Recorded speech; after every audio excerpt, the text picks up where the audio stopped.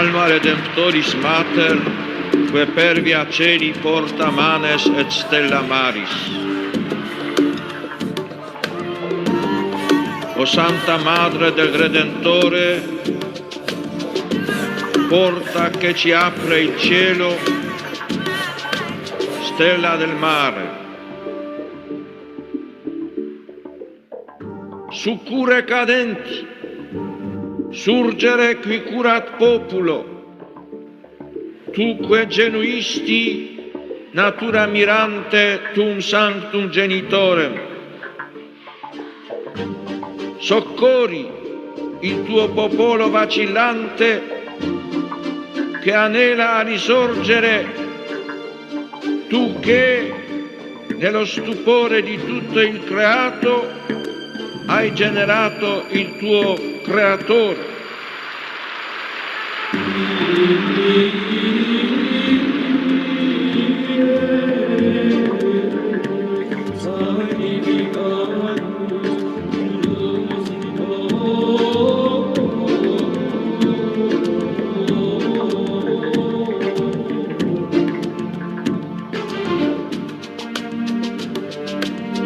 Virgo prius ac posterius, Gabrielis abore, sumen siludave peccatorum miserere.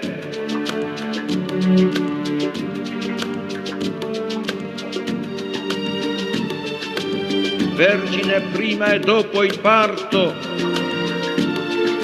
tu che hai accolto il saluto dell'angelo, abbi pietà di noi peccatori.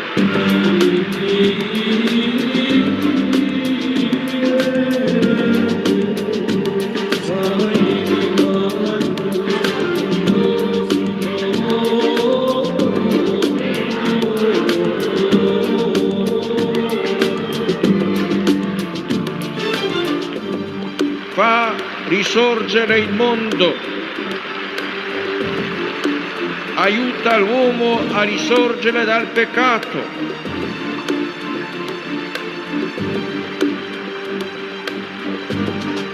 Sei pur tu la genitrice di Dio, sei ben tu che doni al mondo Dio fatto uomo.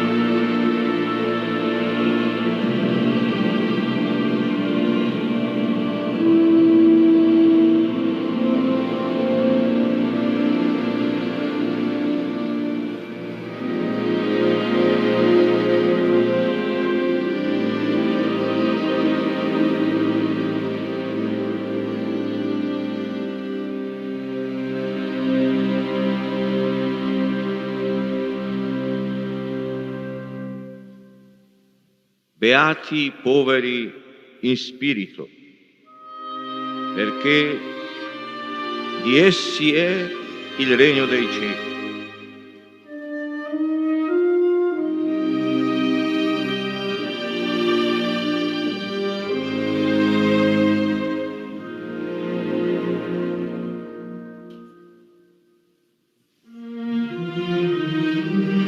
Beati gli afflitti, perché saranno consolati. Beati i miti, perché erediteranno la terra. Beati quelli che hanno fame e sete di giustizia, perché saranno saziati. Beati i misericordiosi, perché troveranno misericordia. Beati i puri di cuore, perché vedranno Dio. Beati gli operatori di pace, perché saranno chiamati figli di Dio. Beati i perseguitati per la causa della giustizia, perché di essi è il regno dei cieli.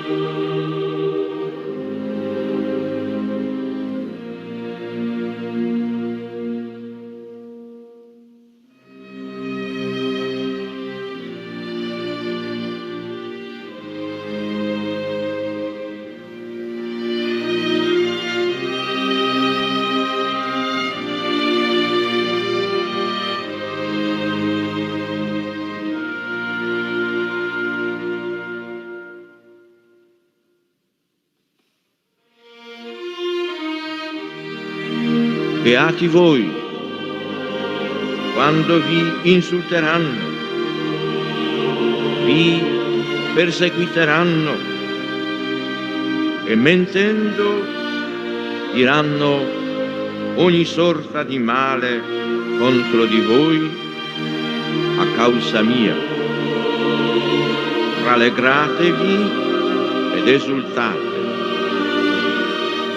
perché grande è la vostra ricompensa nei cieli.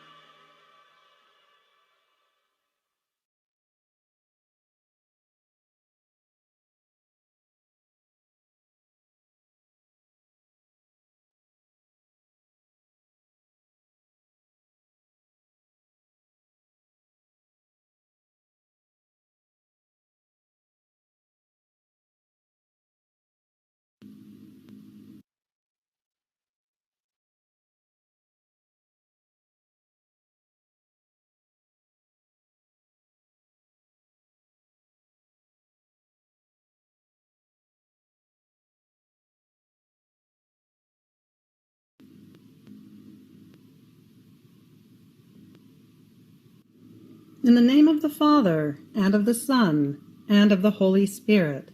Amen. By the Sacred Heart of Jesus, and the Immaculate Heart of Mary, one with Louisa, the little daughter of the Divine Will, I enter into the holy divine will. Come, divine will, come beat in my every heartbeat. Come breathe in my every breath. Come pray, adore, and reign in me. In the name of everyone everything, past, present, and future. In, with, through, and for Jesus, Mary, and Louisa. In, with, and for all, that all may be for the glory of God and the good of all souls, giving to God as if all lived in the most holy divine will, united with creation, redemption, and sanctification, praying as one in that one eternal act, for the kingdom to come, reign on earth. Fiat.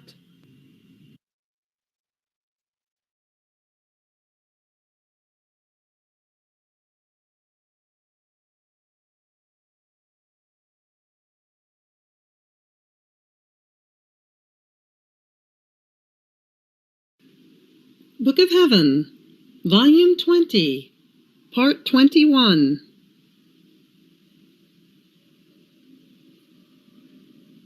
February 9th, 1927. Incapacity of writing.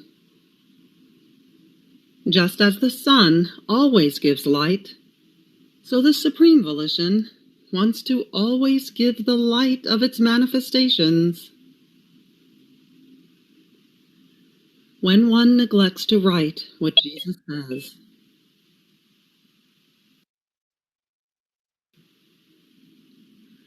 I felt like I did not want to write, because I felt incapable. Not only this, but the prostration of my strength was such and so great that I felt I could not do it.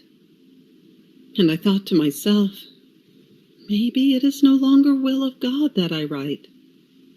Otherwise, He would give me more help and more strength. And besides, if Jesus wants, He can write by Himself without me. And my always lovable Jesus, moving in my interior, told me, my daughter, the sun always gives light, nor does it ever tire of following its course and of investing the surface of the earth. And its triumph is when it finds the seed in order to make it germinate, and to develop it in order to multiply it. The flower to give it color and fragrance. The fruit to give it sweetness and taste. By communicating its effects, the sun shows with facts that it is the true king of the earth. Therefore, it triumphs when it finds the one to whom it can communicate its effects, exercising its royal office over the whole nature. On the other hand, in certain lands, where it finds neither seeds, nor flowers, nor plants, nor fruits, it cannot communicate its effects. It keeps them all within itself, and therefore it feels without triumph. It is like a king without subjects, who cannot exercise his office. And so, as though indignant, because it cannot communicate its effects, it burns that land so much as to render it sterile and incapable of producing a single blade of grass. Now, my daughter, the sun is the symbol of my will, and by its own nature, my will wants to follow its course of light in the soul in whom it reigns. And since its light possesses innumerable effects, it never tires, nor does it exhaust itself. Therefore, it wants to communicate its effects, and its triumph is when it finds the dispositions in you. Then more than to a seed, a flower, or a fruit, it can communicate its effects. The fragrance, the color, its sweetness, that converting into knowledges belonging to it, form the enchantment of its garden.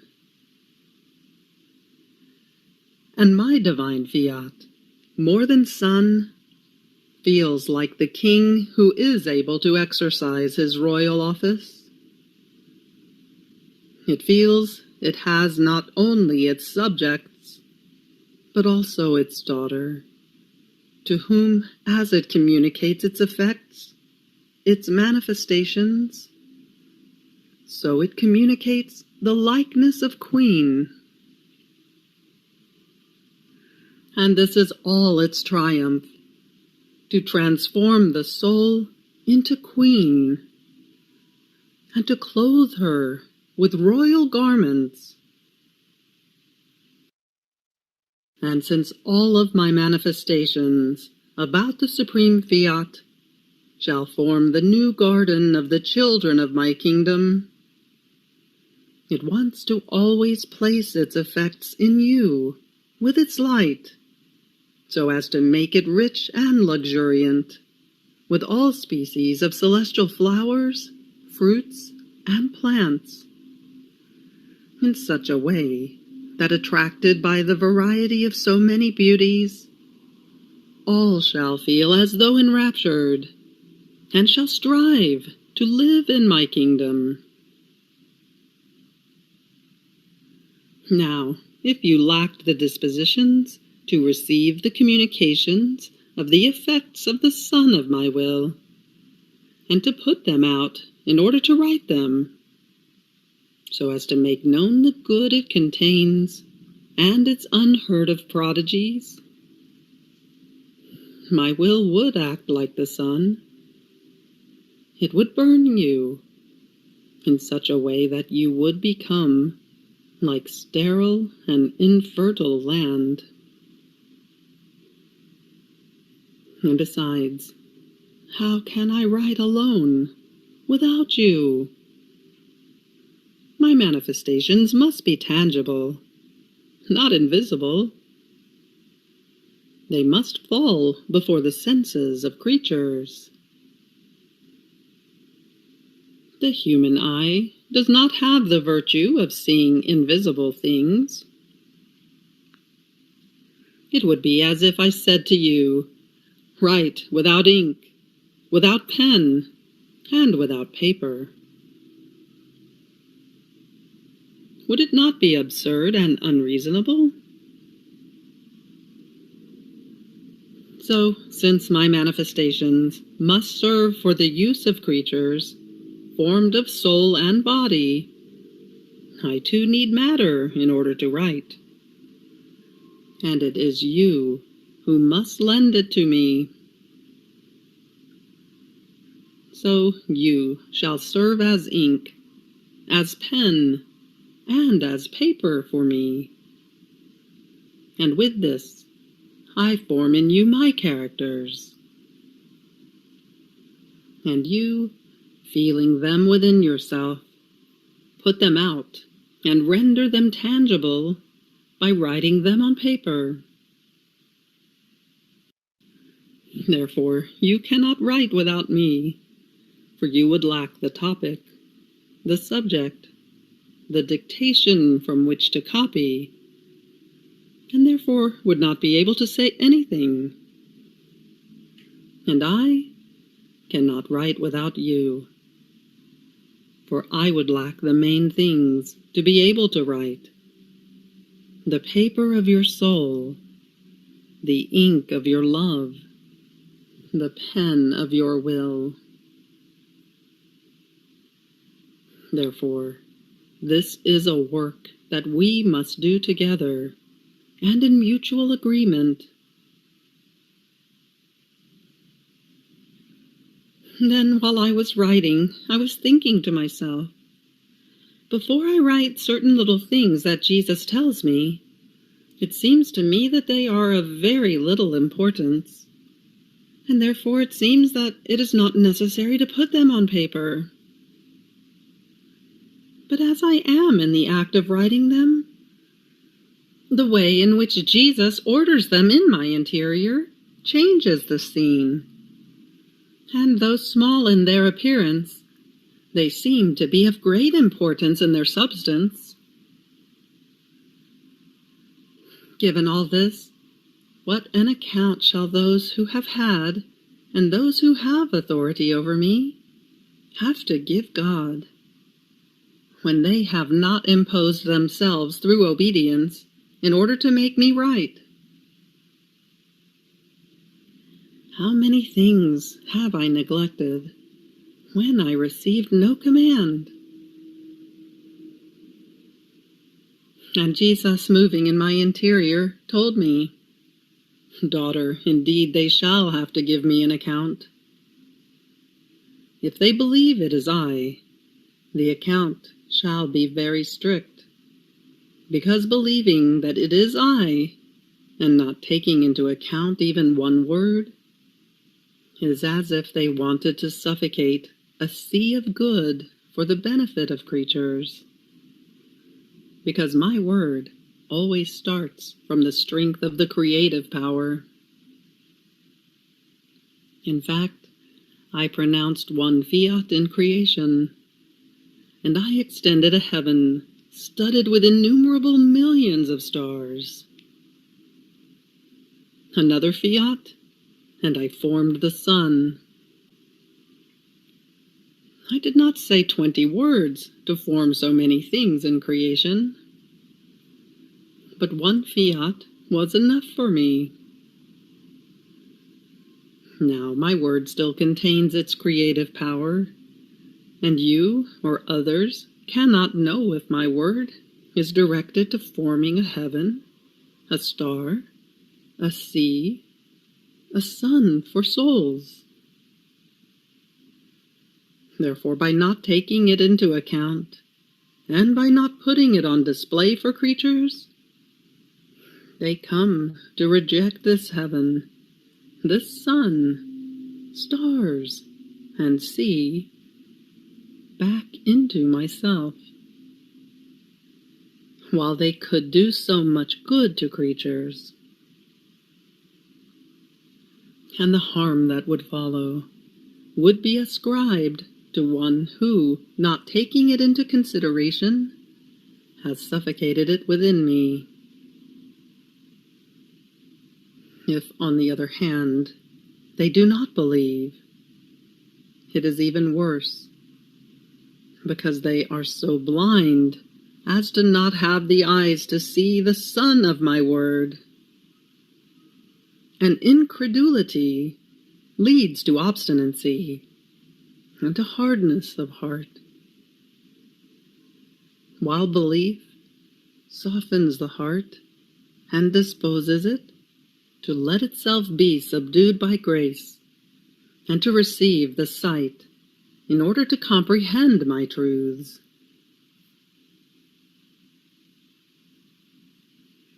February 11th, 1927. Wherever the divine will reigns, Jesus places the strings of his attributes in order. How he must be able to say, "Here is my heaven." How the children of the Fiat shall be kings and queens, and only the one who possesses the divine Fiat has the right to ask for its kingdom.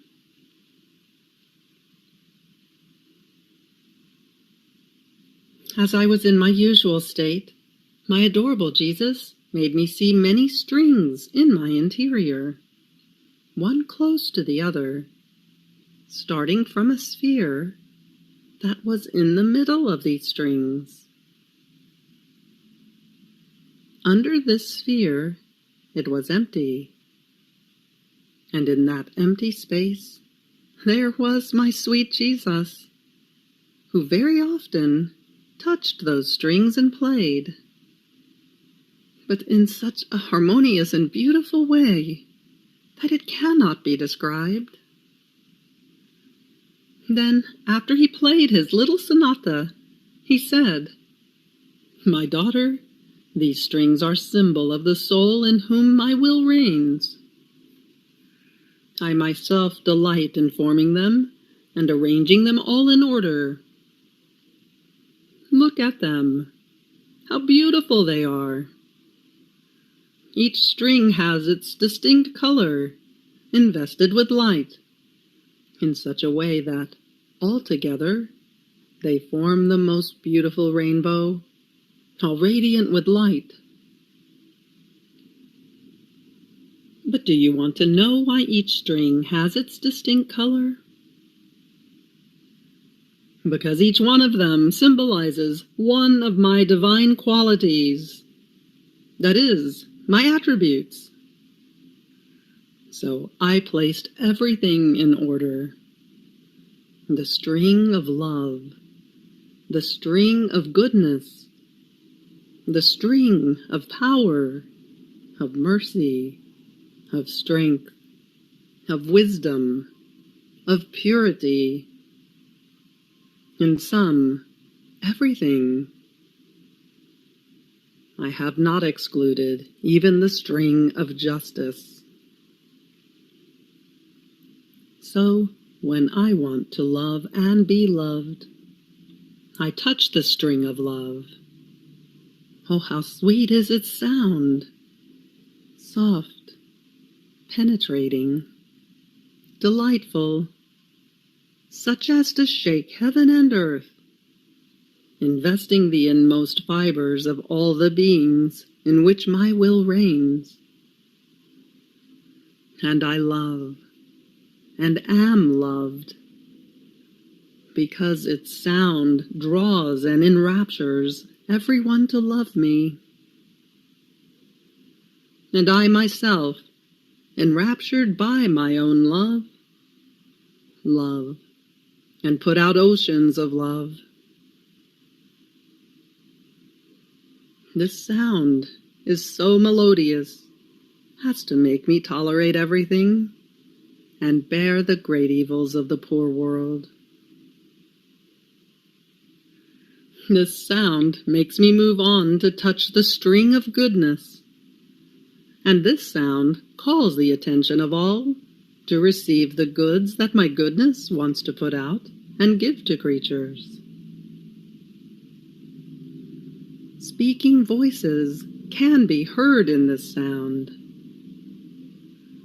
It makes all stand at attention. Sounds of surprise, of admiration, in hearing in this sound of voices the goods which I want to give. This sound, while making me put out my goods, disposes the creatures to receive them. Therefore, every time I want to place one of my attributes in office, I touch the string that belongs to it, and I place it in attitude. But do you know why I have disposed all these strings in you? Because wherever my divine will reigns, I want to find all of myself and all the things that belong to me, in such a way that whatever I do in heaven, I must be able to do in the soul in whom my supreme Fiat dominates and reigns. I must have my throne, my melodies, so as to be able to vibrate the sound of mercy to convert souls, the sound of wisdom to make myself known, the sound of my power and justice to make myself feared. I must be able to say, "Here is my heaven."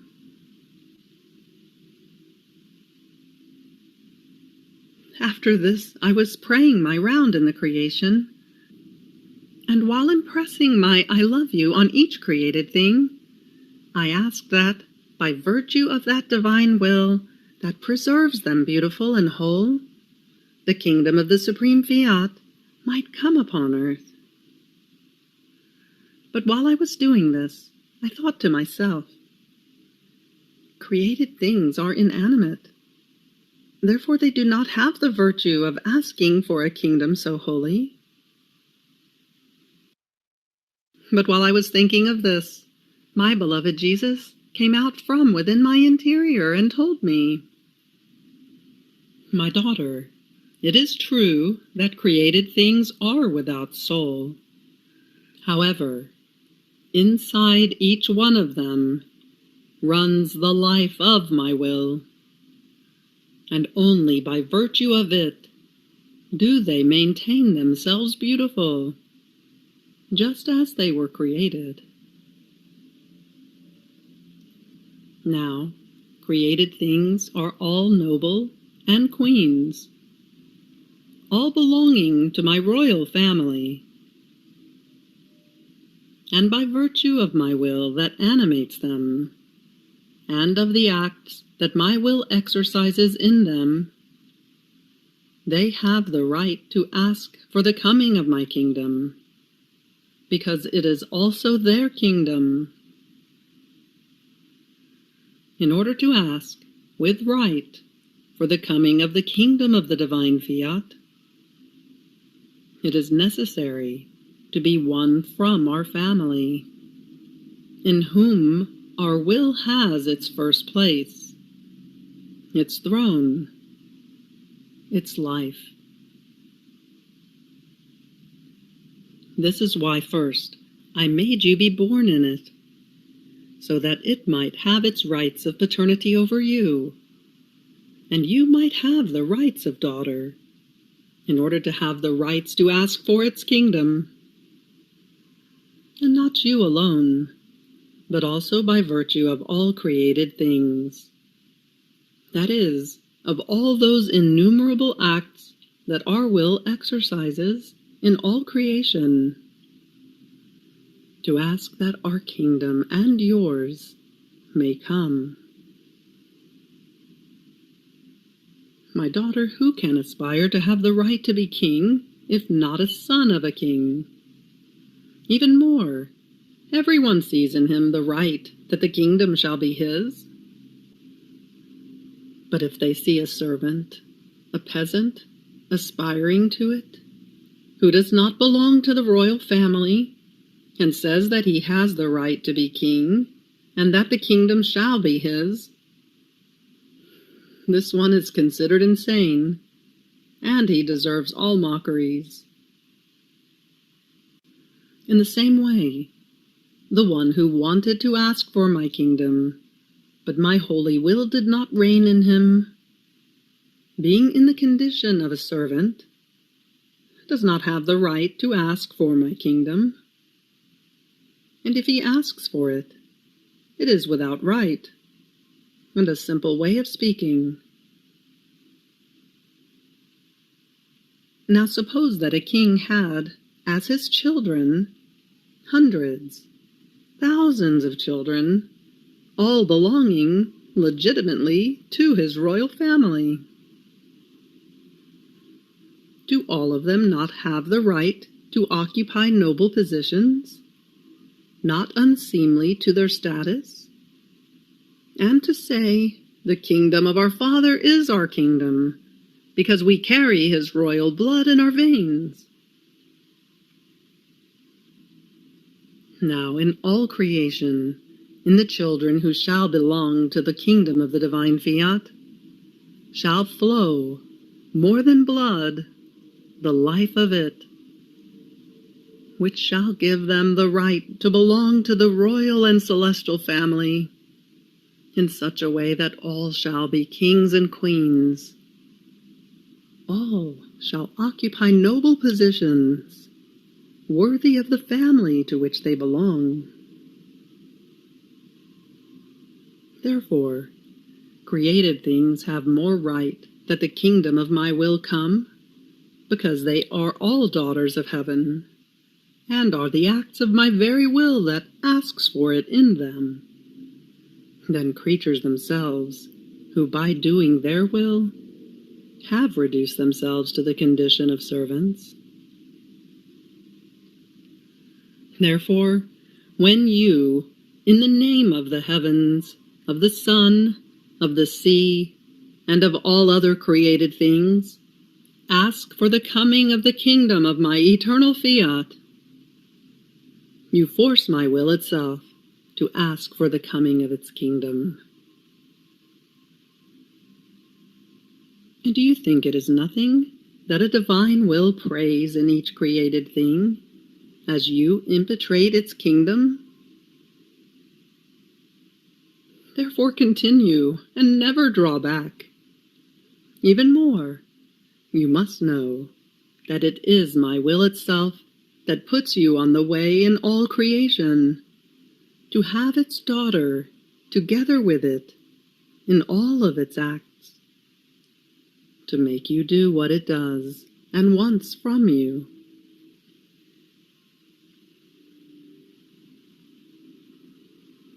February 13th, 1927. Until the divine will is known and has its kingdom, the glory of God in the creation shall be incomplete. Example of a king. I was following the divine will in its acts in the creation, and a doubt arose in my mind. How can it be that Jesus says that until the kingdom of his will comes upon earth, the glory of creation and redemption shall be incomplete? How can this be? Does this supreme will perhaps not have the virtue of glorifying itself by itself? Indeed, it possesses this virtue, and it is more than enough for its glory. Yet he says that if his will does not extend its kingdom in the midst of creatures, its glory on the part of creation shall be incomplete.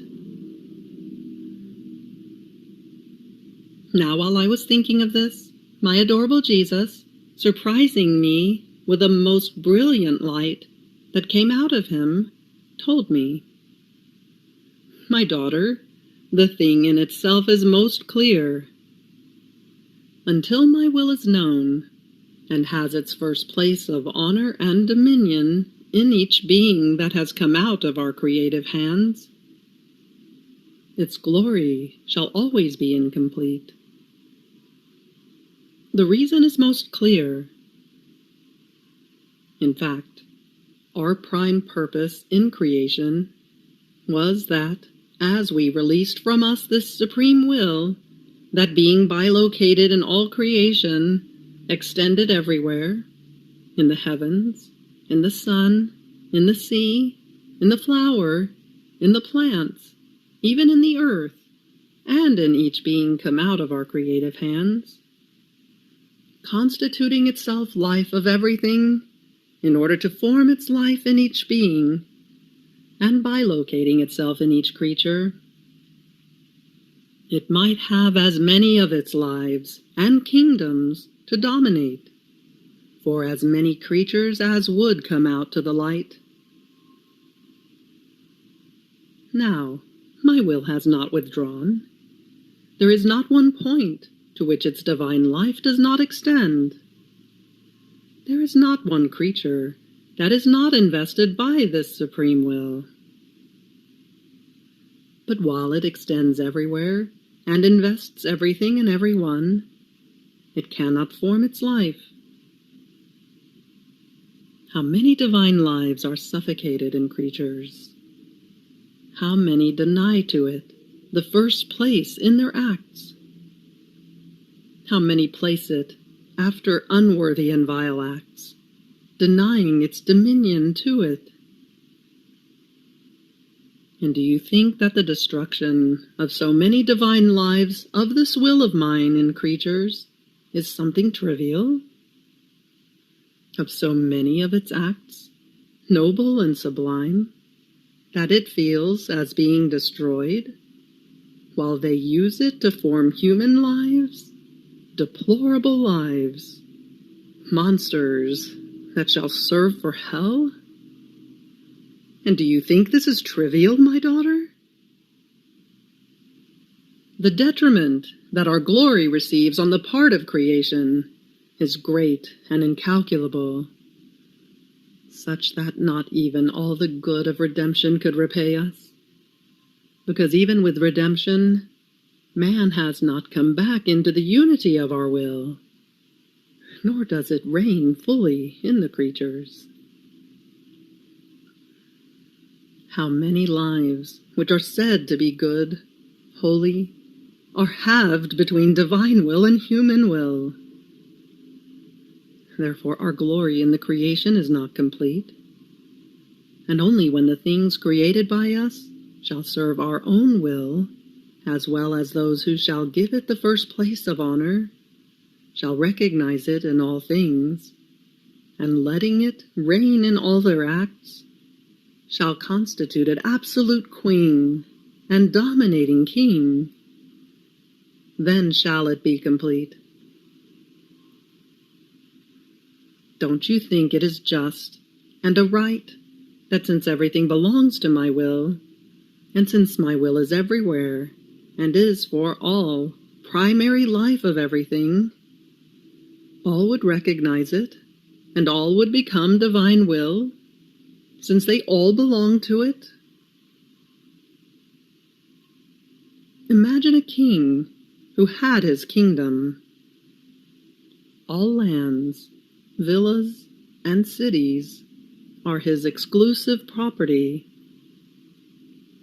There is nothing that does not belong to him, not only by the right that the kingdom is his, but also by the right of property that they belong to him.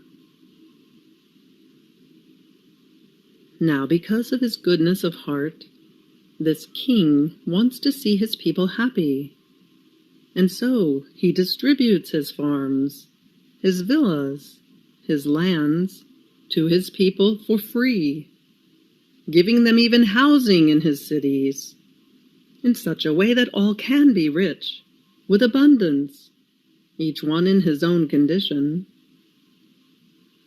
And he does all this great good to his people for the sole purpose that they would recognize him as their king, giving him absolute dominion, and recognizing that the lands occupied by them have been given to them for free by the king, that he might be glorified, recognized, and loved for the good he has done to them.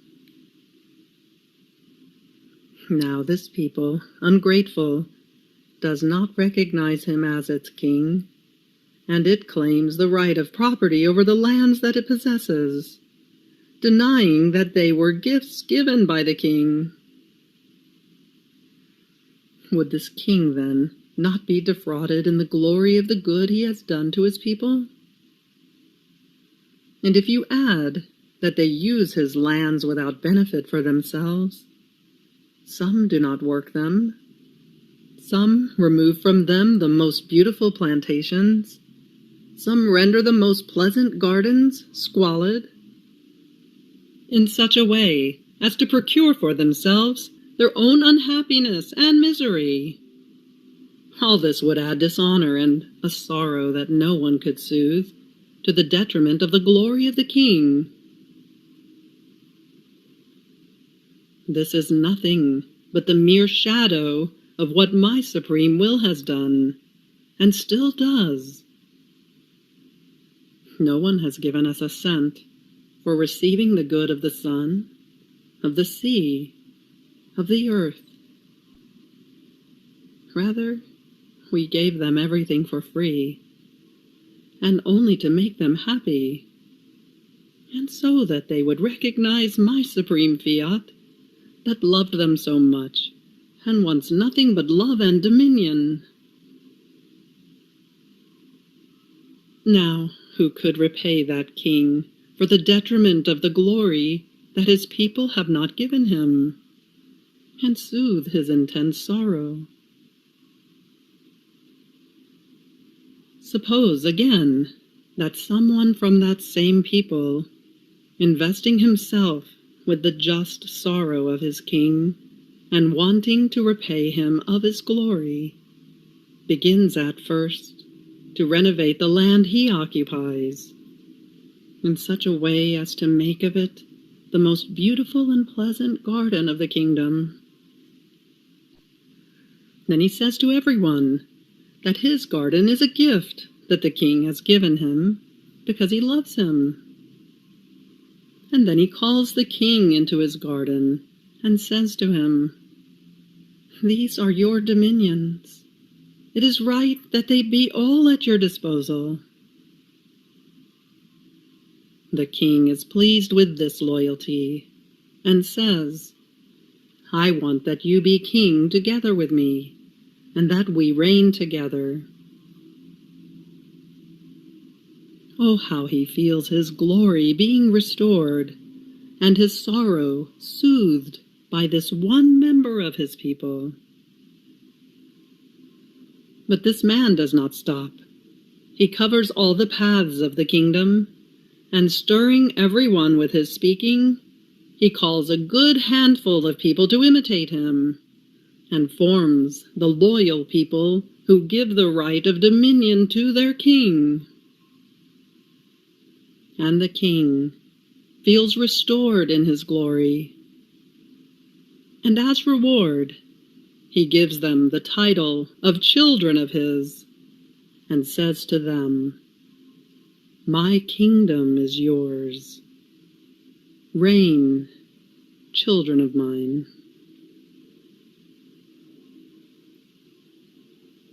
This is my purpose, that in my kingdom there be no servants, but my children, and kings like me. This shall happen with my divine will. Oh, how it awaits to be given back its complete glory in the creation, and that it be recognized that everything belongs to it, so as to be able to say, "Everything is yours. Let us reign together." How it awaits for its knowledges on the supreme Fiat to cover the paths in order to stir, to call, to press creatures to come into my kingdom, so as to form my true children, to whom I can give the title of kings.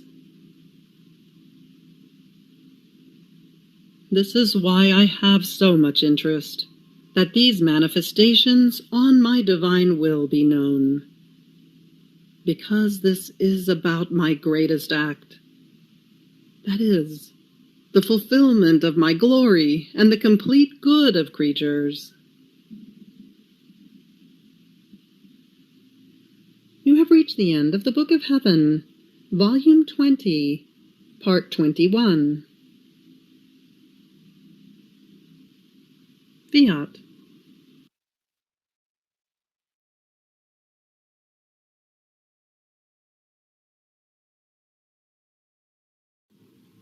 Dearest Lord Jesus, I thank you for your lessons of today.